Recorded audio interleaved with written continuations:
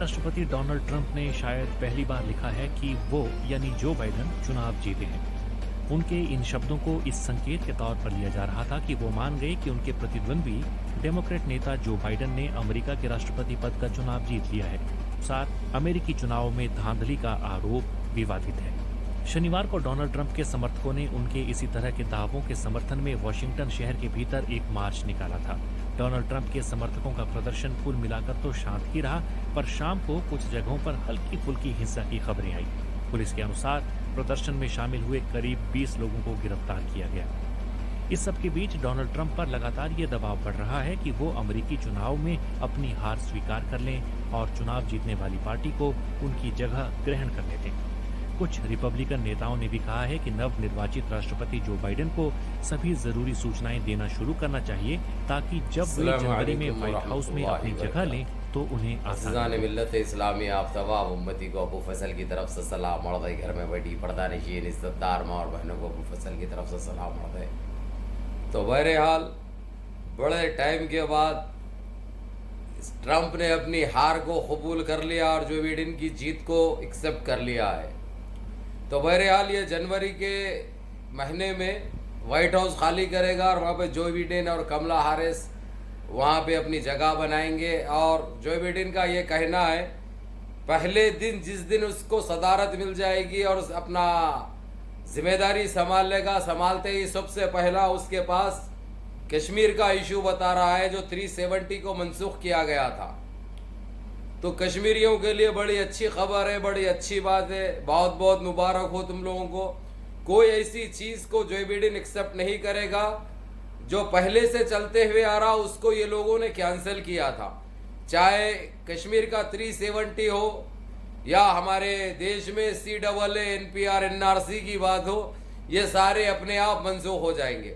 और आप लोगों को पता है एक बार ये सबका बाप है इन्हें, ये लोगों का बाप है इन्हें। बाप बोलने के बाद औलाद का जो है तो कोई वो नहीं रहता हाँ टा करने की, नहीं तो फिर जो है सो लकड़ी इस्तेमाल करते हो लोग। तो बहरहाल आप लोगों के लिए ये अजीम खबर है, बहुत अच्छी खबर है। अल्हम्दुलिल्लाह रब्बिल आलमीन, इन्नल्लाह मअस साबिरीन, इसीलिए बोलते हैं सब्र करो, सब्र का फल मीठा मिलता। एक कॉल आ रही मेरे को, जरा मैं एक्सेप्ट कर लेता हूँ, उसके बाद फिर रखेंगे बात। हेलो, वालेकुम अस्सलाम, हालत अलअमर केवल हाल असाकुम قوة وصك طيب الحمد لله. ترى أنا قاعد على الفيديو الحين يعرف يبي لي 10 دقائق كذي أنا راح أدق عليك فيه. شنو في شيء جديد؟ والله هو أها الله يجزيك الخير، الله يكرمك حبيب، ما نقصر والله. والله أنا قبل ما نقعد دقيت عليك أنت ما أشيل التليفون، دقت عليه 3-4 مرة يعني قلت لك ايه ما تشوف شر طال عمرك، ما تشوف شر، بس شوي عطيني الفرصة اساسي بلغيك الفيديو اللي يسوي الحالة فيه. الله يجزيك الخير طال عمرك، مشكور طال عمرك، بس يبي لي 10 دقائق ربع ساعة راح ادق عليك مرة ثانية ان شاء الله. السلام عليكم. السلام عليكم. तो अल्हम्दुलिल्लाह रब्बिल आलमीन, कश्मीरियों के लिए बहुत अजीम खबर है।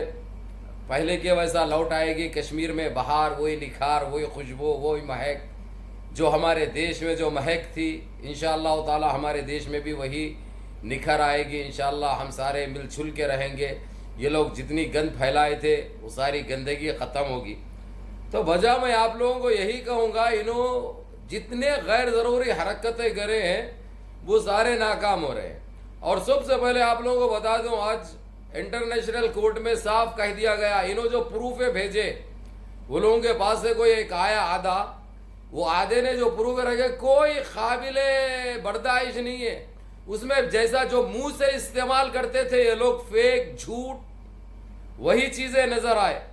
जो वहाँ पे उन्हें पैदा हुआ था उनका राम, उसको तोड़ के मंदिर को तोड़ के मस्जिद बनाई गई, ये सारे गलत साबित हुए, ये सारे झूठ और गलत साबित हुए। बहरहाल इनकी औकात इनको दिखा दी गई और इंटरनेशनल कोर्ट हमको भाई वही जो 6 दिसंबर को इन्होंने शहीद करे थे, हो सकता है 6 दिसंबर के दिन हमको ये फैसला मिल जाएगा कि बाबरी मस्जिद बना सकते हैं।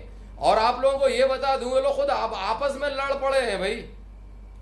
आपस में लड़के मर रहे हैं ये लोग, क्योंकि जो मंदिर के नाम पे जो ट्रस्ट बनाए थे ये लोग, जो रामदास स्वामी को जो सदर चुने थे, जो देख रहा था वो, उन्हें खुद उठा के इनके ऊपर नोटिस भेज दिया अमित शाह को भी। अमित शाह बोले तो पहचानते होंगे, अब इतने इतने हाथा इतने इतने पावा है, जिसको खोड़ फोड़ की बीमारी के अलावा कैंसर की बीमारी, हड्डियों पे कैंसर है इसके, जो कीड़े हड्डियां खा के गला दे रहे हैं इसको, खाली बुझ जा रहा, भागर का सब खत्म हो जा रहा, तो उसको भी नोटिस जा चुकी है। और ये स्वामी खुला बोल दिया, ये हमने शुरू से गलत करते हुए आए, हमने बराबर बाबरी मस्जिद के साथ नाइंसाफी की, हमने बहुत ज्यादती की, जो आज हमको भुगतना पड़ रहा। और वहां पे जो भी जा रहा भाई अंदर, ऐसा महसूस उसका दम रुक जा रहा, कहते मालूम, जो भी वो जमीन पे ठहर रहा उसका पागल हो जा रहा उन्हें भाई, उसकी सांस रुक जा रही, उसको कैसे कैसे की ख्यालात आ रही, कहते दिन वाले ख्वाबा देख रहा उन्हें और हैबत खा रहा। ये सब अल्लाह की करनी है। अल्हम्दुलिल्लाह रब्बिल आलमीन, अल्हम्दुलिल्लाह रब्बिल आलमीन। ये सब अल्लाह की जात पे जो हम भरोसा रखते हैं, ये उसके असबाब है, ये इसके तौर तरीके। तो अल्हम्दुलिल्लाह रब्बिल आलमीन, बहरहाल इंटरनेशनल कोर्ट में जो चीज ये लोग आज सबमिट करे थे, सबमिट तो कल करे थे लेकिन आज देखी गई, वो आज फैसला हुआ। तो इंटरनेशनल कोर्ट ओआईसी को और यूएनसीसी को बता दिया ये सारे चीजें बेकार है, ये सारे फेक है, इनकी मन बनाई हुई कहानी है, बनाई हुई स्टोरी है, इसमें कोई सच्चाई नहीं है, कोई प्रूफ नहीं है। रही बात जजमेंट देने का, जजमेंट जो है 1 से 6 दिसंबर को दे रहा है। हम तो चाह रहे 1 को नहीं 6 दिसंबर को ही मिले, क्योंकि 6 दिसंबर को ही हमारी बाबरी मस्जिद शहीद हुई थी और हमारे लिए सिया दिन है। तो वही 6 सिया दिन को हम जो है सो इंशाअल्लाह ताला हमारे लिए अच्छा दिन मनाएंगे। ये एक चीज क्लियर हो गई। और आप लोगों को ये तो बता दिया मैं, 6 जैसा जनवरी में ट्रंप छोड़ के बाहर निकलेगा, खत्म एक्सेप्ट कर लिया है उन्हें उसकी हार को, और जय बिडेन की जीत को, कमला हैरिस की जीत को बहुत बहुत मुबारक हो। और हालांकि ये लोग बड़ी गंद मचाए थे कि किसी तरीके से छोड़ने को तैयार नहीं था इन्हें, वही पद पे बैठा रहूंगा मैं, चाहे दुनिया जाए भाड़ में, चाहे वोटे जो वोट दिए, जो अपने हकूक का इस्तेमाल करे वो जाए भाड़ में, मैं अपनी राजनीति अपन करूंगा बोल के बड़ी जिद थी। अब हमारे फेकू के साथ भी यही होने वाला है। उसको यकीन नहीं आएगा, उन्हें जब हटेगा यकीन नहीं आएगा उसको।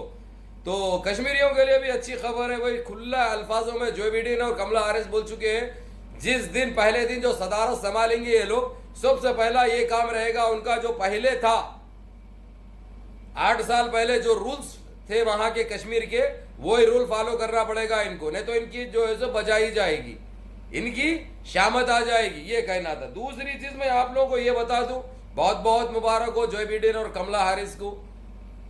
और वो हमारी एक बहन जो मुसलमान है, कलमा बहन है, जो एमपी बनी है जीतकर, उसको एक मिनिस्ट्री दी जा रही, बहुत अच्छी बात है। अल्हम्दुलिल्लाह रब्बिल आलमीन। हमारे देश को छोड़ के सारी दुनिया में भाई इस्लाम और मुसलमान को मानने लगे हैं। इस्लाम के हर जगह चर्चे, हर जगह दबदबा चल रहा। और मिसाल के तौर पे आप लोग देखें उस खंजीर को, फ्रांस के सुअर को, आज क्या हो रहा उसके देश के अंदर, डेली 1,72,000 कोरोना में मुब्तला निकल रहे, 1,72,000 कल निकले नए केसेस। क्या हालत हो गई, ये एक इबरत है इनके लिए। अगरचे आज भी समझे और माने तो इनके लिए अच्छा है, नहीं तो कुछ बाकी नहीं रहेगा, कुछ बाकी नहीं रहेगा। था में चले जाएंगे ये लोग, हाई में नहीं रहेंगे, ये बात याद रखो। और यहां तक कि हमारे देश में भी आज की न्यूज है, दिल्ली में कुछ तकरीबन 62,000 न्यू केसेस आए। इसकी वजह जिस तरीके से ये लोग दीपावली हो या कौन से भी ऐसे त्योहार में जो ये लोग सारे एक जगह जमा हुए, उस वजह से ये बीमारी फैली है। हो सकता आने वाले टाइम पे ये लोग लॉकडाउन तो नहीं डाल सकते भाई, डाले तो क्या रहता है इनके पास, क्या है बोल के देंगे। पहले हमने इतना दे दिया उन्हें, ना देश को दिया ना देशवासियों को दिया। उसने 8,500 करोड़ का फ्लाइट मंगा लिया फिरने के लिए। ये ऐसी गंदगी चलती थी, इसलिए देने के लिए इनके पास कुछ नहीं है, इसलिए लॉकडाउन ये लोग करेंगे नहीं। इसीलिए आप लोगों से मेरा यही कहना है कि आप लोग सोशल डिस्टेंस मेंटेन करिए और जितना हो सकता हाथ में ग्लव्स और अपने चेहरे पे मास्क लगाइए। ताकि देखो हमारी हिफाजत हमको करना है। सरकार तो ना पहले कुछ करी थी हमारे लिए, ना आप कुछ करेगी, ये हमको मान के चलना है। तो आप लोगों से मेरी एक रिक्वेस्ट है, माहौल को पहले के वैसा, जैसा हम अपने आप को जो सेफ्टी बरत रहे थे, वैसी सेफ्टी बरतना बहुत ज़रूरी हो गया। अभी आप लोग ये गलत फहमी में मत रहो कि नहीं ये तो चले गया ना, या बीमारी कहाँ पलट के आएगी। बिल्कुल पलट के आ चुकी है, पहले से ज़्यादा केसेस है। और अमेरिका के अंदर 1,13,000 केसेस कल के 1,13,000। लेकिन ये जो बिडेन और उन लोगों की सरकार पे नहीं जाएगी, क्योंकि अभी भी पद संभाले हुआ इन्हें ट्रंप है। ये ट्रंप की नासमझी और नादानी की वजह है जो इतने केसेस बढ़ रहे हैं। तो यही हाल है दुनिया में। ये मत समझो कि खत्म हो गया, हम खुला छोड़ दिए हुए, हमको हम जैसा चाहे करेंगे, जो चाहे करेंगे। तो अपनी मौत को आप दावत दे रहे हो, अपनी मौत को आप दावत दे रहे हो, और सारे घर वालों को, सारे खानदान को, सारे बस्तियों को परेशान करेंगे। इसलिए आप लोगों से एक दर्दमंदाना अपील है, क्योंकि मैं आप लोगों के बारे में सोचता हूं। तो इसलिए आप लोग मास्क इस्तेमाल करिए, ग्लव्स इस्तेमाल करिए, सोशल डिस्टेंस का ख्याल रखिए, पहले जैसा करते हुए आ रहे वही करिए। ये हमारी सेफ्टी हमको करना है, हमको कोई नहीं करेगी। अगर से हम बीमार हो गए, हॉस्पिटल में गए तो बेड नहीं मिलेगा हमको, ये बात याद है ना, जो हुआ अक्सर वो बता रहा हूं मैं। और हमारी लाशें ऐसे पड़े हुए थे, ना कोई मुसलमान नजर आ रहा था उसमें, ना गैर मुस्लिम नजर आ रहा था। सबको उठा के ले जाके मुर्दा खाने में फेंक दे रहे थे, जो कि उठाने के लिए महीनों लग गए। सड़ने की नौबत आ गई थी, कीड़े पड़ रहे थे मैयतों पे। जो मर गए, जो गुजर गए, कीड़े निकल रहे थे उनके पास से, कीड़े खा रहे थे हमारे जिस्म को। तो ये चीजें याद रखो, इसके ऊपर अमल करो, ये आपके लिए फायदेमंद है।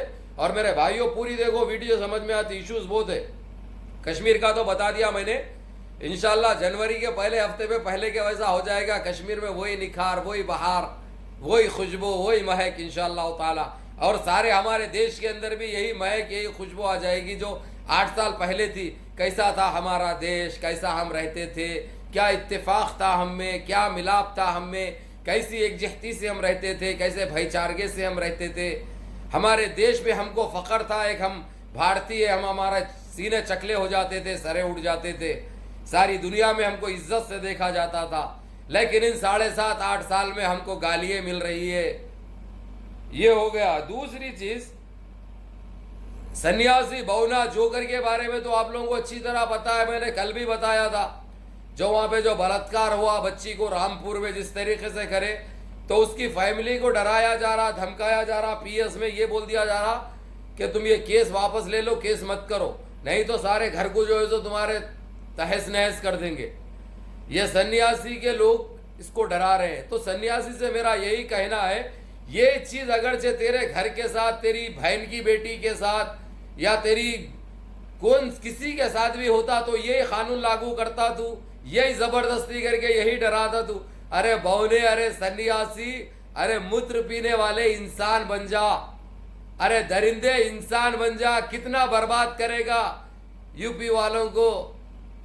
ये लोग नहीं तेरे को वोट देके तेरे को एक जिम्मेदारी दिए थे, लेकिन तू एक खबीस का बच्चा है तो इनको पता नहीं था, तू एक हरामी सुअर है तो पता नहीं था। लेकिन तेरी क्या कहने, तेरी सूरत देख ले रे, तू कहां से तू एक मिनिस्टर नजर आता। तू तेरी सूरत देखे तो डरौनी बच्चे जो कोमा में चले जाते, और अगरचे बड़े देख लिए अगरचे तो लेंडा अटक जाता, बाहर नहीं निकलती टट्टी।